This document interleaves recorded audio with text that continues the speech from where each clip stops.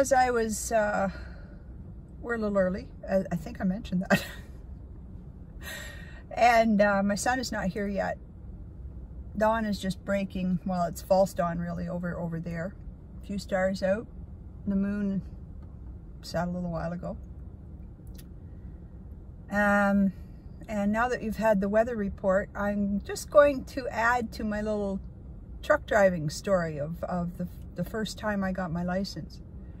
As I mentioned, I ran down to the hub 3 times. That was the route. That was Fergie's route, who I was covering that night. And the first 2 times were fine, back and forth. Take the Queenie up, take the Queenie down. And the last time up to the hub, it was about 5:30, 6 o'clock in the morning. And this was in the summertime, so, you know, dawn was breaking. And if the hub had been crazy during the night, it was absolutely bedlam at clear in the morning, and they were clearing. And the head shunt, who, as I mentioned, was a bit of a dick, you know, I come up, you know, and because I was new, I wasn't the first one there. I was one of the last ones in, and they were staging trailers, and you stage them in the doors first, you know, all set for the Sunday night setup, and you know, the rest in the yard. But so I come up with my trailer, and he's, you know, making gesticulations out of his shunt truck, because that's the kind of person he was. He was very loud, very obnoxious, very abrasive person. I learned a lot from him, but oh my God, we had some fights over the years. Oh, he was hell to work with. He was absolutely hell to work with. So he's over there, and I see him, and I go, okay. And it turns out he wants me to put the trailer into door 20, which, if anyone from Purelator is watching this, knows that that's a difficult door to do. And it was even more difficult back then, because you have to kind of blindside it. Or, you know, curl it around at the front. There's only one worse door in Purelator, and that's door 79. And but he goes in there, and I look at it, and I go, oh Jesus, this is really good. And I was nervous to begin with. I'd had my license just not even 24 hours, come to think of it, because it was 5 or 6 o'clock in the morning. Yeah, 5 or 6 o'clock in the morning. And I'd gotten my license at about 10 o'clock on Friday, and this was Saturday morning.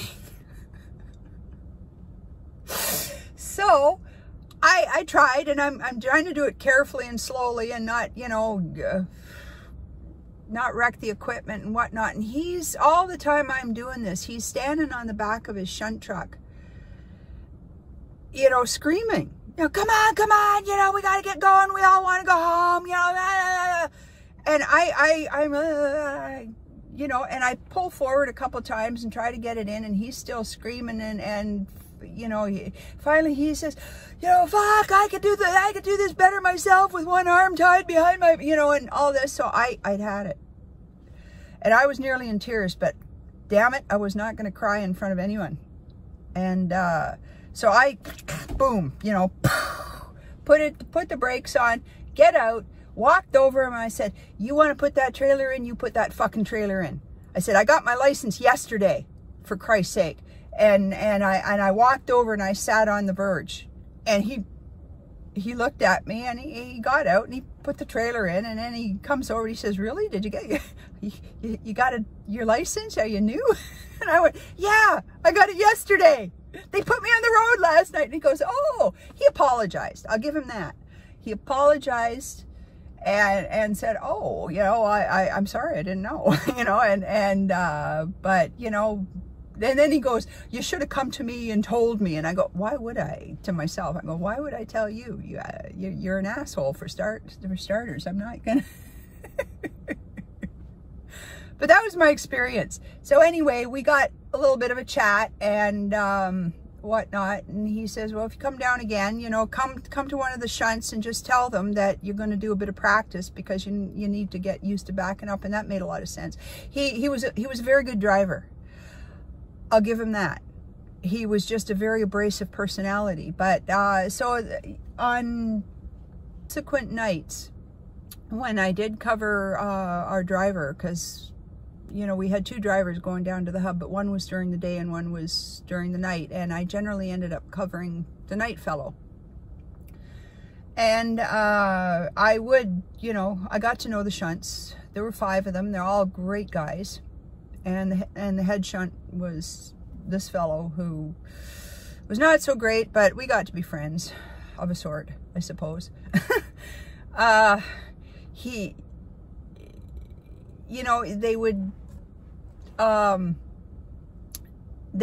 that it was me, and I would go out in the corner of the yard and just practice. And I got very, very good because of that. And shout out and thanks to some have passed away now, but I would practice, and by and by they put me in a shunt truck.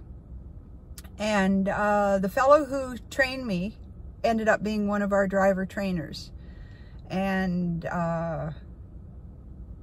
Andy was great. Andy was is a natural born teacher. And he explained the workings, you know, point by point of the shunt truck, drove around with me. Like, they're hard to fit 2 people, but he would stand in the doorway and, you know, guide me through the first couple of things. And then they turned me loose in the shunt truck. And I would, when I went down to the hub, I would go, I would help them out just for practice. And of course, my transfer took about 5 weeks to come through, because that's how things work at Pure Later. They didn't want to let me go in Hamilton. I nearly lost my position in Toronto and had to go to war, you know, with the union behind me in order to keep it. But finally, you know, things loosened up and I was able to transfer down. And I went down on the afternoon, which was a whole new crew, but at least I went down knowing what I was getting into, how to operate the equipment. Thank you to all of you guys who helped me out. You know who you are. It was fun. I'll always say that.